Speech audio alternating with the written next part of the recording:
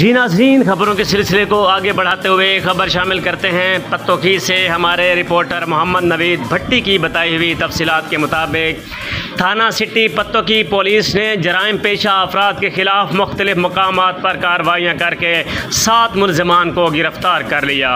मुलजमान के कब्ज़े से नाजायज़ असलहा और शराब के 2 कैन बरामद। पुलिस ने मुलजमान के खिलाफ अलग अलग मुकदमा दर्ज कर लिए।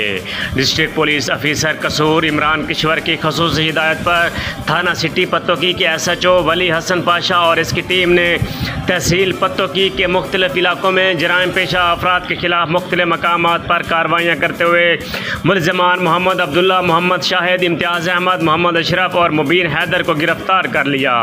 मुलजमान के कब्ज़े से पुलिस ने नाजायज़ असलहा भी बरामद कर लिया, जबकि दूसरी जानिब पुलिस ने असगर अली और सज्जाद को गिरफ़्तार कर लिया।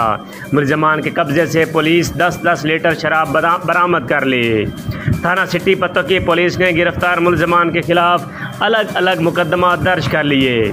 SHO सिटी पत्तोकी वली हसन पाशा ने सीनियर रिपोर्टर नवीद भट्टी से गुफ्तगू करते हुए कहा है कि DPO कसूर इमरान किश्वर की हिदायत के मुताबिक जराइम पेशा अफराद के खिलाफ कार्रवाइयाँ जारी रहेंगी और इनको किसी भी सूरत माफ़ नहीं किया जाएगा।